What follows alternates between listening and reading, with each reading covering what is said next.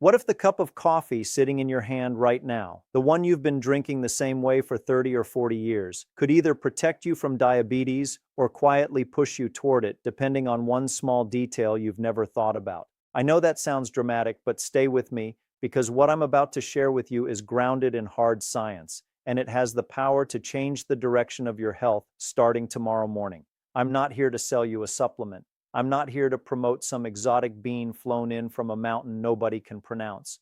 I'm here to talk about the ordinary coffee already sitting in your kitchen and the timing, the pairing, and the preparation that determines whether it becomes medicine or quietly works against you.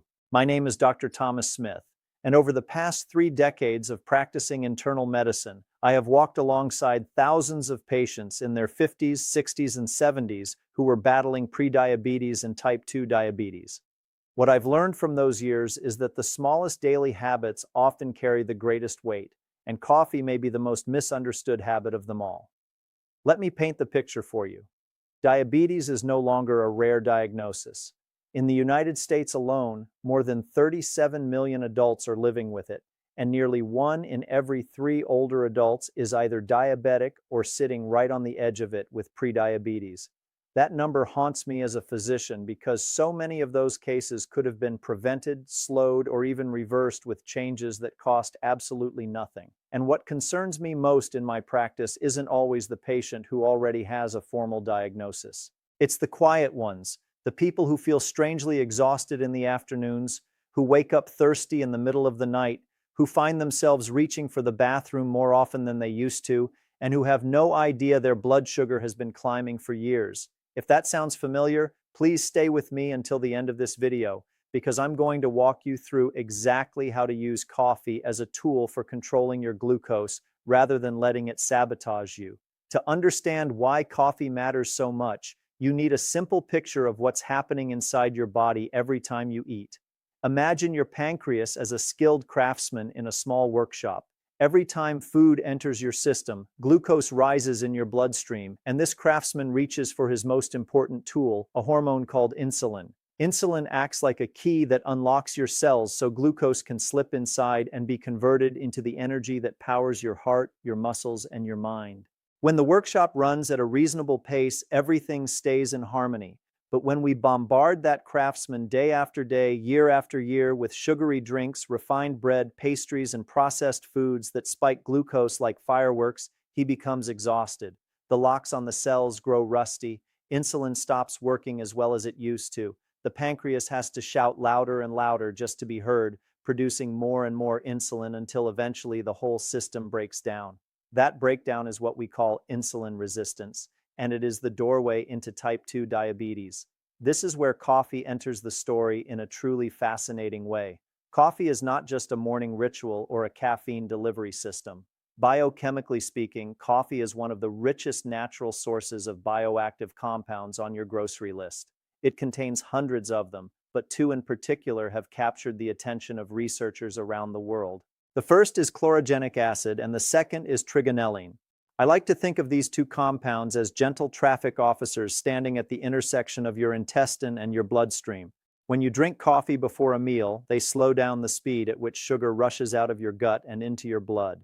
Instead of a wild flood of glucose crashing through your system all at once, you get a slow, steady stream that your pancreas can handle with grace. A landmark analysis of multiple large population studies published in the American Journal of Clinical Nutrition, drawing from hundreds of thousands of participants, has consistently shown that regular coffee drinkers have significantly lower rates of type 2 diabetes than non-drinkers. And here's the remarkable part.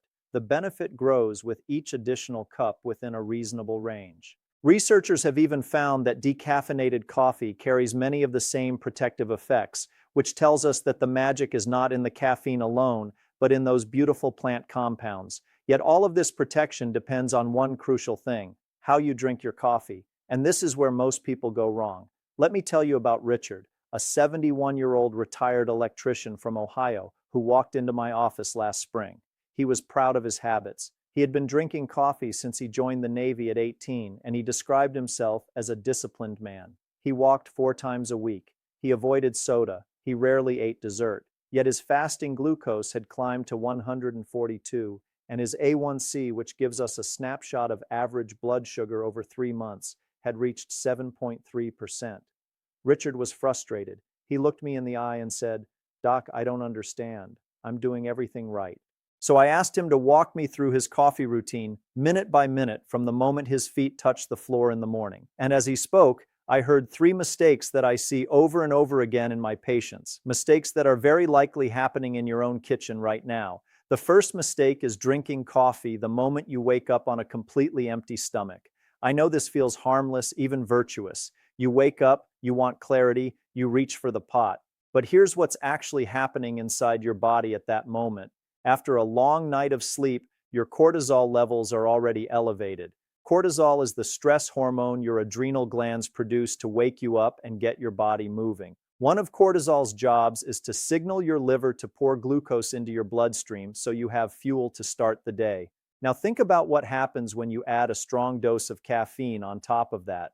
Caffeine is like pouring gasoline on a fire that was already burning. It ramps up adrenaline, pushes cortisol higher, and commands your liver to dump even more glucose into your blood. You haven't eaten a single bite, yet your blood sugar can climb 20, 30, even 40 points. For a healthy young person, the system absorbs this without drama. For a person over 60 with insulin resistance simmering quietly in the background, this daily spike is a slow erosion of metabolic health. Think of it like an old wooden dock. One wave doesn't harm it, but the same wave crashing against it every single morning for 20 years eventually splinters the wood beyond repair. The second mistake is what you put into your coffee. A spoonful of sugar may seem insignificant, but from a metabolic standpoint, it completely reverses everything chlorogenic acid was trying to do. It's like hiring a bodyguard and then handing the attacker the keys to the front door. Sugar in your coffee triggers an immediate glucose surge that drowns out the slow, protective rhythm the coffee compounds were creating. And please don't think artificial sweeteners are your safe escape. Emerging research, including work published in the journal Cell and studies from Israel's Weizmann Institute, has shown that sweeteners like aspartame and sucralose can disrupt the delicate community of bacteria living in your gut. That community, called the microbiome, plays a powerful role in how your body processes sugar and regulates insulin. When you disturb it with artificial sweeteners, you can unintentionally worsen glucose control over time. Recent research out of Harvard T.H. Chan School of Public Health has made this crystal clear. Black coffee is linked to lower diabetes risk, but the protective effect weakens considerably when sugar is added, and it weakens even more when heavy cream and sweetened syrups join the party. So the prescription here is simple. Learn to love your coffee plain, or close to plain. Your taste buds adjust faster than you think. Give yourself 3 weeks of patient retraining, and you will actually begin to taste the complexity of the bean itself, the chocolate notes, the nuttiness, the gentle earthiness that sugar has been hiding from you all these years. The third mistake is drinking coffee in the late afternoon or evening. Caffeine has a half-life of roughly 5 to 6 hours, which means that if you drink a cup at 4 in the afternoon, half of that caffeine is still circulating through your bloodstream at 10 at night when you're trying to fall asleep. And here's the part that most people never connect. Poor sleep is a direct driver of insulin resistance. Studies from the University of Chicago have shown that even a single week of short, broken sleep can reduce insulin sensitivity in healthy adults by more than 30%. Your body regulates a huge portion of its glucose metabolism during deep sleep. When caffeine interferes with that deep sleep, you wake up with higher fasting glucose, more cravings for carbohydrates, and lower energy, which pushes you to drink more coffee, which further damages your sleep. It's a silent spiral that traps millions of people. The rule I give my patients is simple. No coffee after 2 in the afternoon. If you genuinely need an afternoon lift, a short walk outdoors, or a glass of cold water with lemon will serve you far better than another cup. When Richard and I reworked his coffee habits using these 3 principles, something remarkable happened. 8 weeks later, his fasting glucose had dropped from 142 to 114. His A1C had fallen from 7.3 to 6.7. He hadn't started a new medication. He hadn't joined a gym. He had simply changed when, how, and with what he drank his coffee. Now let me show you exactly what we did so you can apply it starting tomorrow morning. The first golden window is breakfast, but not the moment your eyes open. When you wake up, drink a full glass of water first. This rehydrates your cells after a long night and gently lowers that morning cortisol surge. Wait at least 30 to 60 minutes. Then eat something that contains real protein before your coffee arrives. 2 eggs cooked any way you like, a bowl of plain Greek yogurt, a slice of sharp cheese, a small piece of grilled chicken or turkey. Protein acts like a shock absorber for the metabolic impact of caffeine. It slows cortisol, provides steady amino acids to your liver, and creates a calm foundation for the day. Only after that protein is in your system do you reach for your coffee, and you drink it black or with just a splash of whole milk if you truly need it. A wonderful enhancement is a half teaspoon of true Ceylon cinnamon stirred into the cup. Cinnamon contains compounds that mimic some of the actions of insulin, gently helping your cells welcome glucose more efficiently. It won't replace medication, but it's a quiet ally working on your behalf. The second golden window is about 20 minutes before lunch. This is the hidden secret almost nobody talks about. A small cup of plain black coffee consumed 20 to 30 minutes before your main meal allows chlorogenic acid to take up its position as the traffic officer at your intestinal wall. When the carbohydrates from your lunch arrive, instead of stampeding into your bloodstream, they move through slowly and calmly. Research published in the European Journal of Clinical Nutrition has demonstrated that coffee consumed before a carbohydrate-rich meal can measurably blunt the glucose spike that follows. This is a free, simple, powerful strategy that anyone can use. The third golden window is after physical activity. If you walk, swim, garden, dance, or do any form of movement, drink a cup of plain coffee within 30 minutes of finishing. Here's why this works so beautifully. Active muscles act like thirsty sponges for glucose. When you move, your muscles open up special channels that pull sugar out of your blood and into your cells, even without needing much insulin to do it. Caffeine at this precise moment amplifies that effect. It's a metabolic window most people walk right past without knowing it existed. Think of your muscles like a dry garden bed right after a summer rain. The soil is eager to absorb every drop. Coffee after exercise is like that rain falling on perfectly prepared ground. Now let me share one more story before we wrap this up because I want you to see what's possible.